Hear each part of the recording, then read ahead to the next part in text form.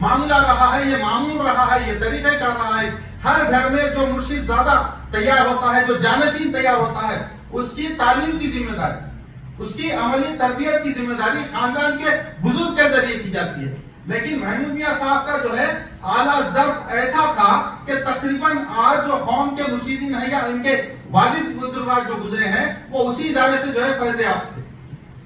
تو سید محمود صاحب شروع کریں. اب جب ایک مرشد کی جو ہے دوربین نگاہیں یہ دیکھ لیتی ہیں، یہ جان لیتی ہیں، یہ سمجھ لیتی ہیں کہ بھائی قوم کے مرشد زادوں کو تعلیم کی ضرورت ہے، تو وہ مرشد اپنے فرزند کی تعلیم کے لیے کیا نہیں کیے ہوں گے. غور کیجیے، آج یہ طریقہ کار پیدا ہو گیا ہے طرف کہ بھائی آپ زبان اٹھائے اور کسی مرشد کے تعلق سے کچھ بول دیں، آپ زبان اٹھائے کسی عالم کے تعلق سے کچھ بول دیں، آپ زبان اٹھائے کسی اہل ارشاد کے تعلق سے کچھ بول دیے. خدا کے لیے آپ اس بات کو غور کیجیے. دیکھیے، اگر میں آسمان کی طرف منہ کر کے اگر سورج پر تھوکوں تو سورج کا کوئی جو ہے بگڑتا نہیں، وہ دھوپ میرے منہ پہ گرتا ہوا. غور کیجیے اس بات پر، وہ دھوپ جو ہے میرے منہ پر گرتا ہوا. یہ کون سی عقل مندی ہے کہ بھائی آپ بیٹھ کے مرشد کے بارے میں بات کریں جبکہ آپ کے پیٹ کو چیرے تو 2 حرف نہیں نکلتے، 2 حرف نہیں نکلتے آپ کے پیٹ کو چیرے. جبکہ یہ سلسلہ جو ہے رسول اللہ صلی اللہ علیہ وسلم سے نجیب الطرفین کے طور پہ چلا آ رہا ہے، اور پھر مہدی موعود علیہ السلام کی جو ہے تعلیمات اور تصدیق نے جو ہے سونے پر سہاگے کا عمل کیا ہے. میرے نوجوان ساتھی کچھ نے اظہار خیال بھی کیا ہے، کچھ یہاں پر سن رہے ہیں میری گفتگو. تو آپ کو شاید اس بات کا پتہ نہیں ہے کہ حواشی کا سب سے پہلا کام مہدی موعود علیہ السلام کی جو فرامین پر ہوا ہے آپ کے دادا کی طرف سے. نفیات میاں عبد الرشید پر 550 پونے 600 سال کی تاریخ میں پہلی بار حواشی کا کام آپ کے دادا کرے. اب وہ آپ کے دادا کا ذکر اس لیے ہو رہا ہے یہاں پر کہ آپ کے دادا آپ کی والد کی تربیت کرے ہیں. اب اندازہ لگائیے کس جو ہے شخصیت کے ہاتھوں میں، کس شخصیت کے سامنے، کس شخصیت کی گود میں، کس شخصیت کی نظر میں، کس شخصیت کی نگرانی میں حضرت علامہ سید نصرت صاحب جو ہے پڑے بڑے ہیں اور جوان ہو کر مسند ارشادی پر بیٹھے ہیں. یہ کوئی معمولی بات نہیں. اور یہیں پر اسی مسجد میں آنے والے آپ کے مریدین ہوں یا غیر مریدین ہوں، جو آپ کے ساتھ عقیدت رکھتے تھے، محبت رکھتے تھے، محبت رکھتے تھے، آپ کے ساتھ خلوص کا معاملہ رکھتے تھے، ایسے ایسے واقعہ سنا ہوں ان کے تعلق سے میں کہ جو ہے یہ عام طور پہ ملنے والی چیزیں نہیں. میری بات چیت زندہ سنتے ہیں لیکن مرشد کی بات چیت مردے بھی سنتے ہیں. اگر آپ میں سے کسی میں یہ خصوصیت ہے تو بتائیے میرے، میں آپ کے سامنے ابھی ثبوت رکھوں گا اس بات. میری بات چیت، آپ کی بات چیت زندوں تک پہنچ سکتی، مردوں تک پہنچانے کے لیے کون سا علم ہے. اسی مسجد میں ایک میت آئی تھی آج سے تقریباً 25 سال پہلے کی بات ہے. میت آئی اور جب غسل دیا جا رہا تھا تو میاں کی نگرانی میں نصرت میاں صاحب بیٹھے ہوئے تھے، تشریف فرماتے ہیں وہاں پر، آپ کی نگرانی میں اس میت کو غسل دیا جا رہا تھا. اب غسل کے درمیان ایک عجیب واقعہ ہو گیا کہ میت کی آنکھ کھل گئی.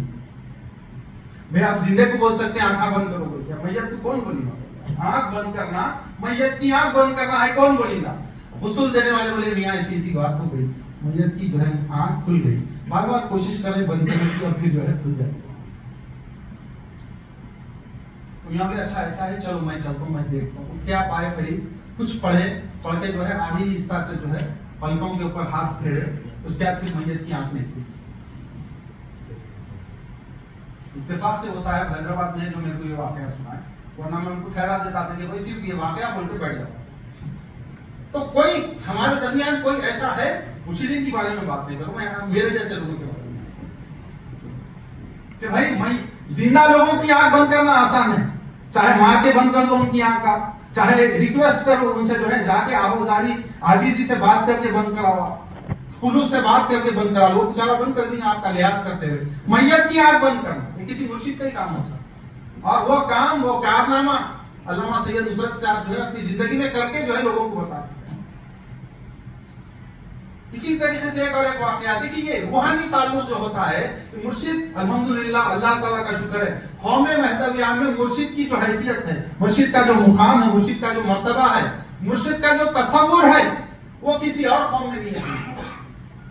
پیری مریدی کا سلسلہ دوسروں کے پاس بھی ہے، میرے کو معلوم ہے یہ بات، لیکن وہاں پر جو طریقہ، دیکھیے اصل مسئلہ یہ ہے کہ جو مہدی موعود علیہ السلام سے اپنا راستہ الگ کر دیا، وہ پھر جو اللہ تعالیٰ کی جو تعلیمات ہیں، اللہ تعالیٰ کے جو ہے مراتب اور مناسب دینے کا جو طریقہ کار ہے، وہاں سے پھر جدا ہو.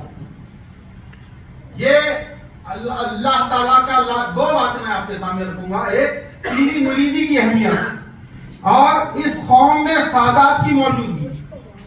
ریشیو وائز دیکھیے آپ، ساری دنیا میں جتنے سادات ہیں ہماری قوم میں ریشیو وائز سب سے زیادہ سادات. یہ کوئی معمولی بات نہیں ہے.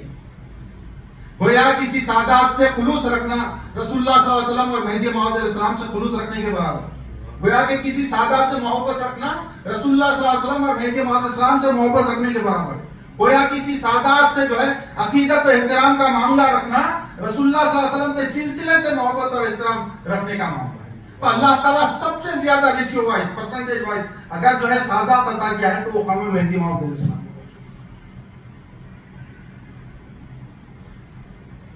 میرے بڑے جو ہے امجد علی خان صاحب یہاں پر بیٹھے ہوئے، انہوں نے ایک واقعہ سنائے تھے میرے کو، ایک 10-15 سال پہلے کی بات ہے. آپ کو جو ہے کوئی جاب کے سلسلے میں یہاں سے کہیں 3 گھنٹے کے راستے پر، بھائی یہ 3 گھنٹے کا راستہ تھا، وہاں جانا تھا.